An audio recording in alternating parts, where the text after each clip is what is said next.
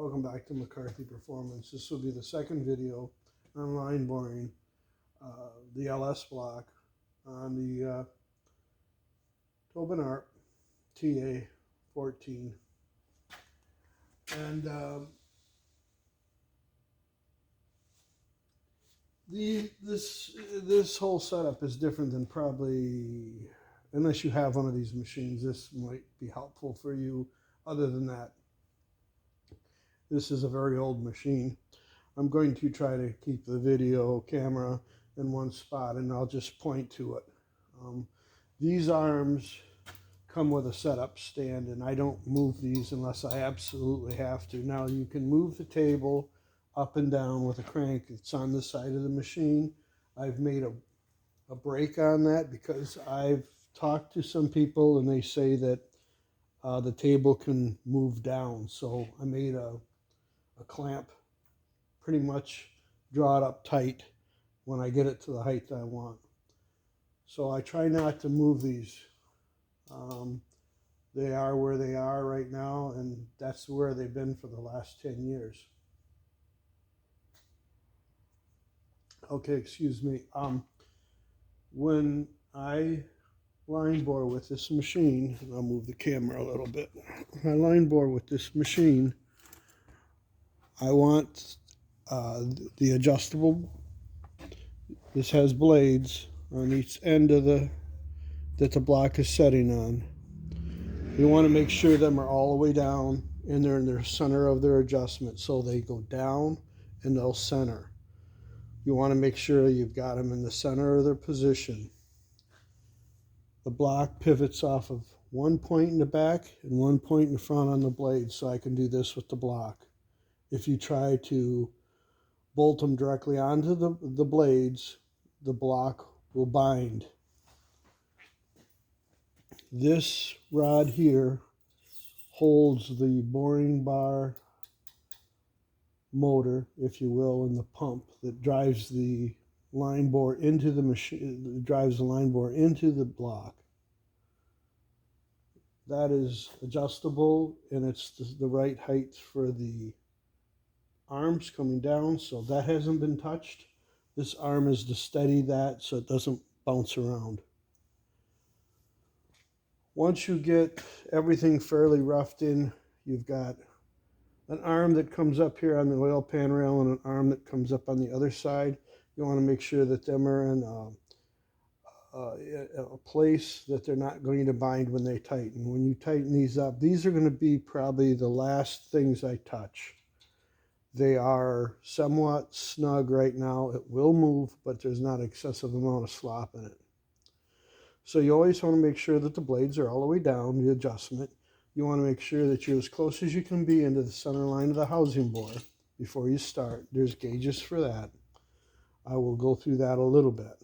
Them gauges are very fussy and they're very tricky. I use them for roughing in, and then to get closer I have some other gauges that I may use or I may not. You can go in with the boring bar and adjust your cutter up and use a feeler gauge. Quite honestly, if you use a real thin feeler gauge, that's pretty darn accurate. You know, the dial gauge, it's accurate, but I don't think it's much more accurate than a feeler gauge. I have some coaxial gauges that are not.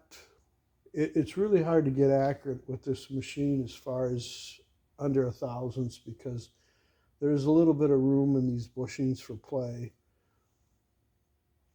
Typically, number one and number two, you bring each one down when you bore, so you don't run the bar all the way through, you know, one position here, two position there, and just run it through. Each one of these, you bring down both arms and you bore them. At that point, it becomes very accurate, but just on one, there's a little bit of clearance here and you can get a little wiggle room. You could put both arms together and measure it out here and check this, but it's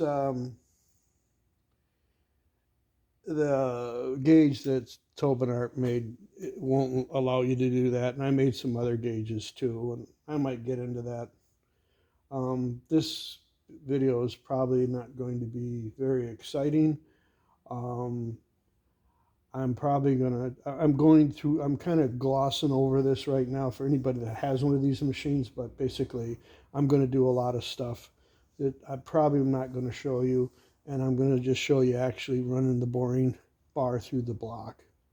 And after that process done, I'll show you what it looks like when I'm finished. But this machine works good, but it's an old machine. It's very finicky. It takes a long time to set it up. Just getting back to these blades down here, adjust the machine. You adjust the machine. You want to clamp it, and see if I can get you down to them. Oh, no, we'll have to get a little lower. Okay. So these are the blades. I made them so I have more area for a block to set on. And this part, if you can see it, these ramp up so I can raise one side of the block to the other. And then this one down here moves the table back and forth. And then I modified it. I put a threaded nut on each one, so that's kind of a backstop. So it keeps the blades from sliding. And then you just simply lock it down like that. And that keeps it all from moving. And this is how I acquired the machine. If yours is a little different, could very well be. I had the impression that one of these blades was, there should have been like a left and a right, but I'm not 100% sure of that. There were some parts in here that didn't quite jive, but it works. But I try to get the center line for the line bore. I try to get that eyeballed in as close as I can before even moving these. I'll break these loose and I'll tap it with a rubber mallet to get it as close as I can. And when I mean close, I mean within 5/1000ths. I try not to move these too much. These tables are relatively flat. They're on their wedges, or ramps, if you will, and they're relatively true up there. You raise this up, everything goes out the door as far as you getting it straight. They'll move around, they'll rock, they'll lean. There's an adjustment down here. You break that loose, and that'll let the blade in there float a little bit better. But you know, really, the best advice I can give you on this is try to tap everything around with a rubber mallet and ease into your adjustments a couple thousandths. Any more than that, you start raising it up, it starts going over one way or the other. Then you're playing around with that, and then it just seems like it gets way out of hand. So it does a beautiful job, but it's a real pain in the ass, to be honest with you. But you know, we do with what we have, so we'll get going on it. So I've set it up on the block with the original tobin gauges. They have different length extensions to read the housing bore, and there's a gauge on this. You can see it goes from 0 to a little bit past 15. So when I get both sides reading pretty much the same, sometimes my gauges don't read exactly the same, so I'll take the one and just check the other side. So I'll switch the gauges and see if they read the same, if you will. What I'm going to do now is I'm going to set up my boring bar, and I'm just going to set the cutter in the bar and let it drop to the bottom of the housing bore, and it's going to make a light scratch mark, and then I will break my arms, release my arms, pull the bar, but first pull the bar back, release the arms, and do number 1 position. I do it many different ways, but it pretty much always comes out about the same. Um, the gauges are reading within less than a thousandths as the gauges are stamped out. I don't know if that actually equals a thousandths, but for sake of argument, let's say it's pretty darn close. Now, this is a disclaimer. This is how I do it. You don't have to do it my way. You got a way that you like, great. I'm just showing you how I do it. I have other tooling that goes in here that has a coaxial readout. That's good for roughing it in, but I've kind of gone away from that. I'm pretty much just sticking with the original tobin gauges. I'm switching them end to end, so I get the exact same readout on the exact same gauge. If it's reading this side, position 5 to number 1, I'm going with that. I'm going to put a cutter in here, and I'm going to make a little, set it up and see where it sets. And if it makes a light scratch here, and it makes a light scratch on number 1, I know that I'm really close. Now what I'm going to do then is, at that point, I'm going to set up my mic. Then I'm going to figure out what it's reading for the size. So I'm going to set up my cutter, and after I make a light cut and make sure that the block is true this way, I'll figure out what my mic is reading and where I'm at as far as I'm dropping it. Right now my gauge says I'm dropping it about 2, and this one was reading about 3 bigger than everything else, damn near, depending on which housing bore I measured. But from front to back, I think this one was reading like 1.5 bigger. So I got to take enough out of the saddle that it'll clean up. I just don't want to just automatically drop it. I don't want to do that. I want to try to control where I'm going to be at. So measuring the cutter after it makes a light scratch on the upper housing bore is going to give me an idea. The caps I don't care about. Caps, I know how much I took off of them. Them should go along with the ride. Them should cut just fine and clean up. This is the actual bar. As the bar goes further through the block, it's going to need, these are the extensions, what you run on a tobin ARP. I don't run any more extensions on the bar until I need them. So if I get all the way to number 3 position and I need to extend my bar, I'll add an extension, because they flop out of the back of the machine, and that's counterweight that's bouncing around on the back of the machine. It really doesn't affect the arms, but I really don't want it to either. So therefore, I just leave them off and I add them when I need them. So I'm going to set up my cutter. I'm going to make a scratch mark, light scratch mark. Then I'm going to go to the front and see if it lightly scratches the front. If it does, great. If it doesn't, that means I'm going to have to set up to make sure, like I said before, the gauges are reading very, very close. So we're going to go for that and see how that works out here in a minute. Before I go any further, I have indexable cutters that I have purchased many years ago, and they work fine.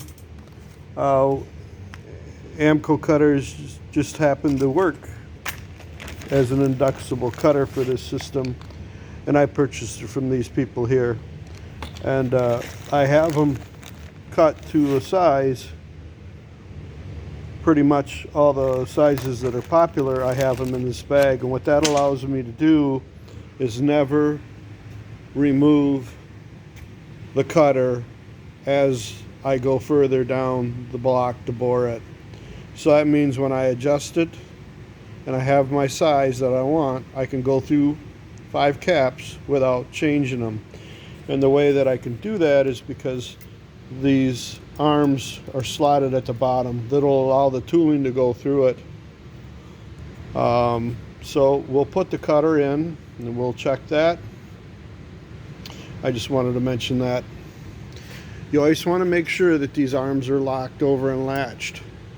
That affects the the position of it and the locking of it. You don't want this not working correctly. And there's a rail on the other side that the arm rides into. This part of the arm right here, you always want to make sure that's engaged in the track. There'll be a roller on it. I can show you that right now. I have to go around the shop and around the back of the machine, but I'll show you that. You always want to make sure it's relatively clean. This machine is starting to gather a little bit of rust, but it's not affecting too much. It's relatively clean. It's just humidity. These are the arm joists. You want to make sure they're in the track and they're following that track.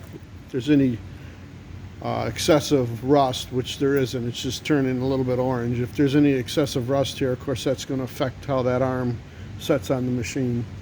Your machine should always be level. Obviously you don't want the machine running into a bind. You don't want the table bound or anything like that. Where this is pretty much where it's always been, and it seems to be just fine where it's at. So like I said, it's very involved, this machine.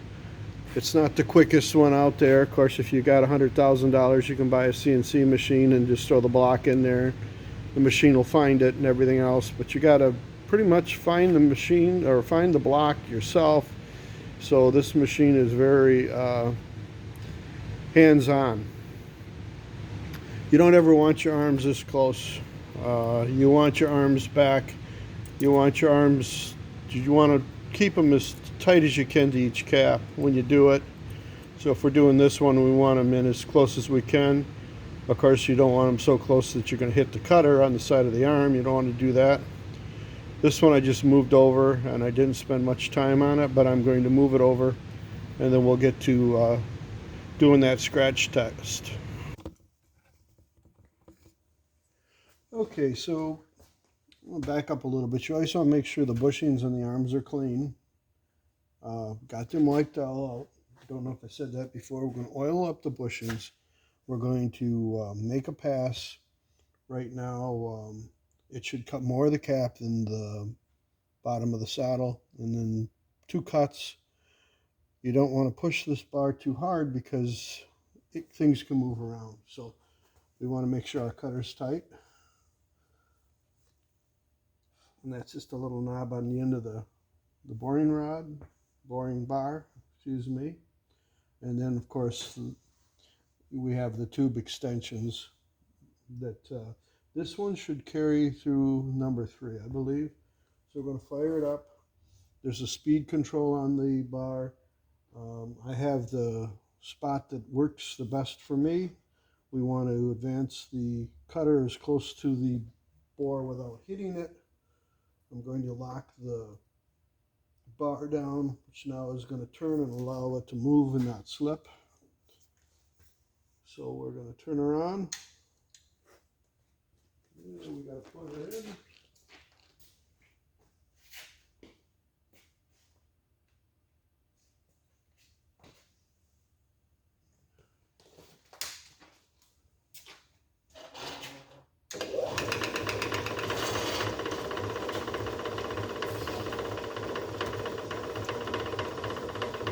We want to put a little oil on it and let it run for a few minutes.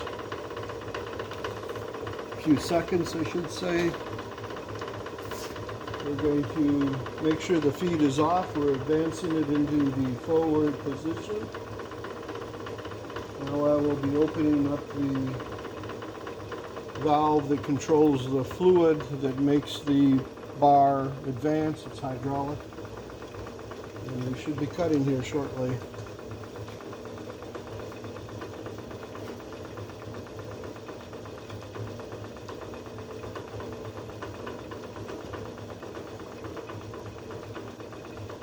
It isn't very fast, it's slow moving.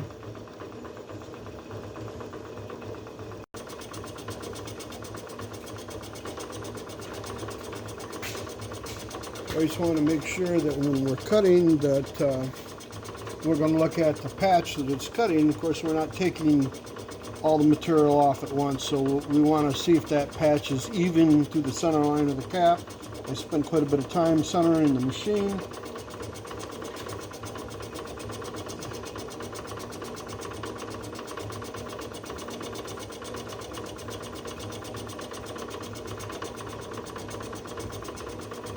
Okay, it's saying that it's cutting pretty much from here to here.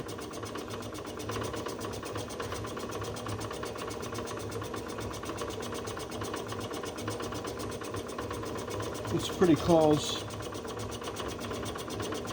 So we'll continue through the block at that tool setting, and then we'll bring it down to closer to the size. Right now we're just kind of rough boring it. You always want to make sure the rams on the machine are fully extended. Usually when the rams are fully extended, you can use 2 caps, cut 2 caps, and then you have to loosen up the cutting bar, release it, and then let the rams fully extend again. When they're fully retract, you don't want to get halfway through a housing bore and run out of travel on the rams, because this is hydraulically controlled. That noise you're hearing, that click, click, click, click, click, click, that's the actual pump. It's a little lever pump. I can show you that right here.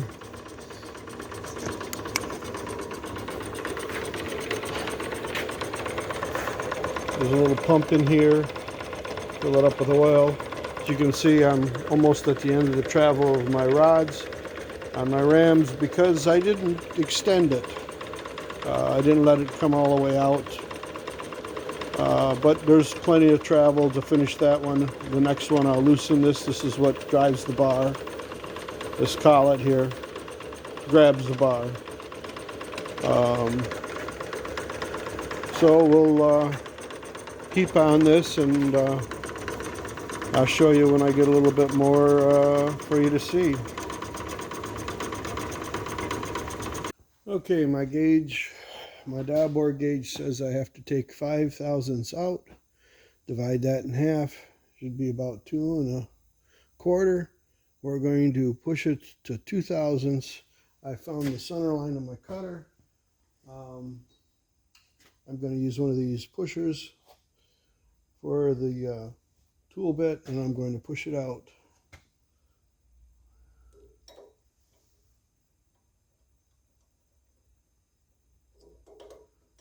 Let's see here. Maybe this one is.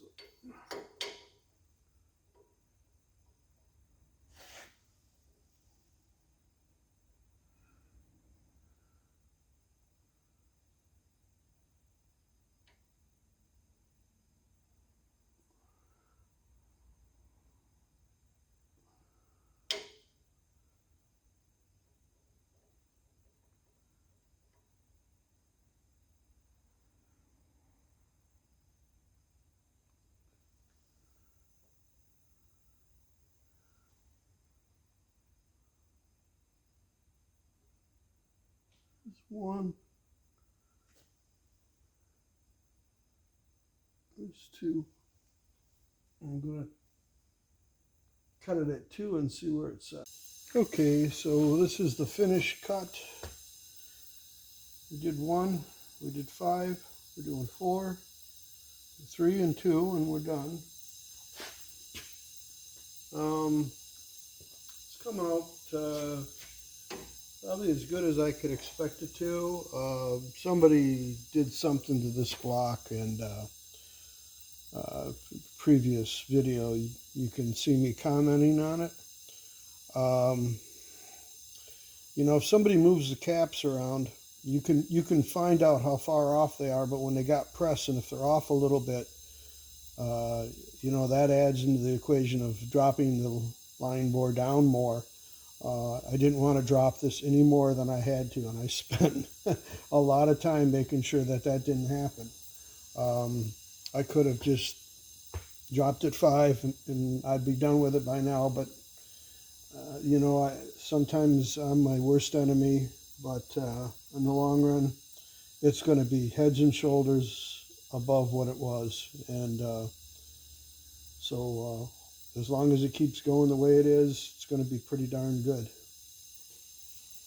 So put a little oil on her.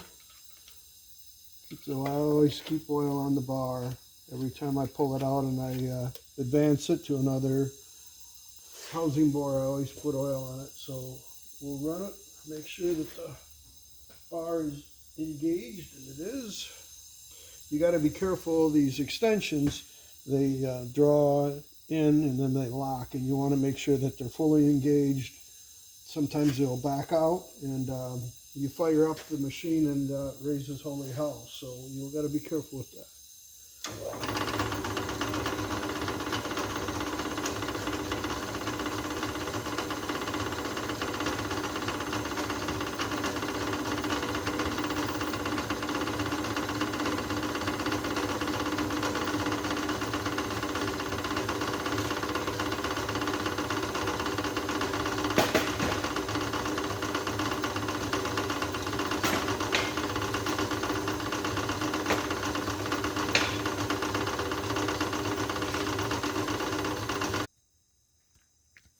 Okay, we're on the 3-position center thrust.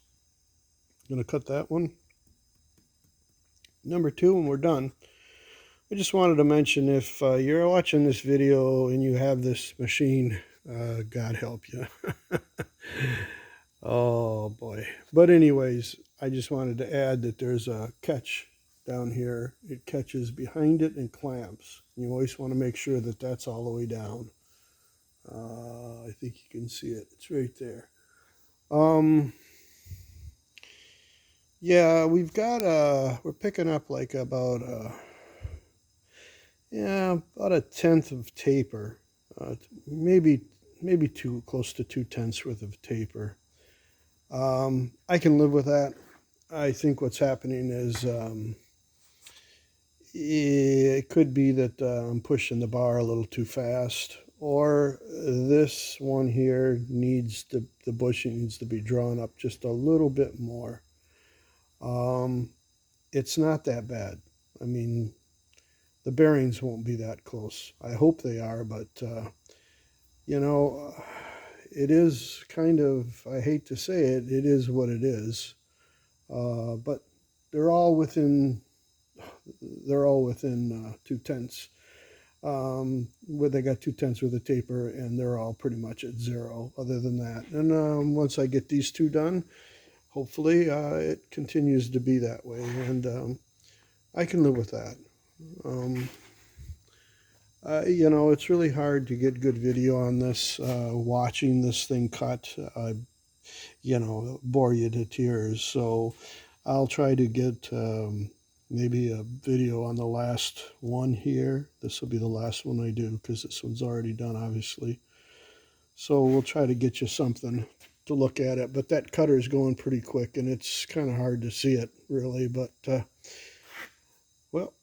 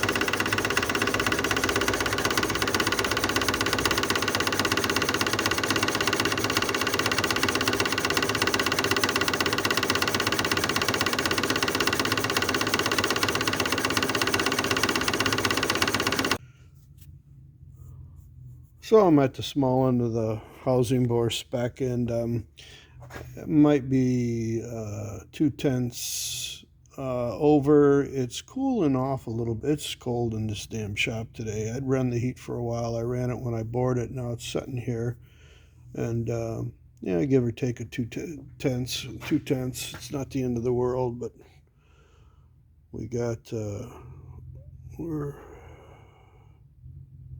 0 there. It's hard to do this with one hand. No, it's impossible to do it with one hand, really. It's wanting to jump down in the gully there for that oil channel on that LS. So there's number 5, and there's not much taper, if any. I'm not going to be able to do. That's number 3 or 4. I'm sorry.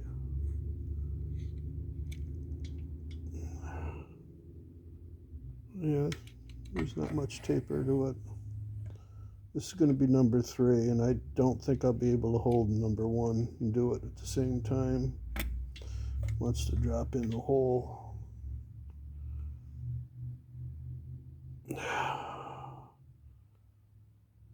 Yeah, that's where we are on number 3. Do the front of number 3 here. Yeah, a little bit 10th.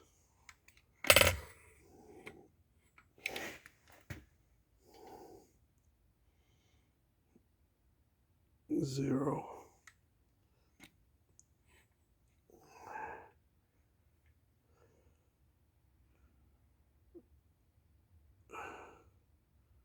This one's a little bit off.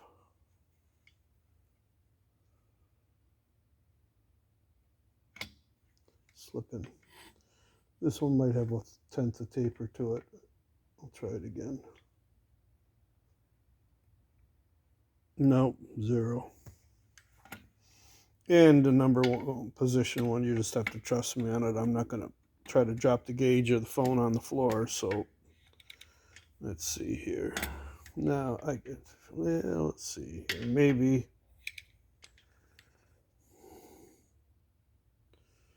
Yeah, there's number 1. So, in conclusion, you know, you're not going to drink 3 Red Bulls and get all amped up and decide you're going to bore up one of these blocks with this old machine.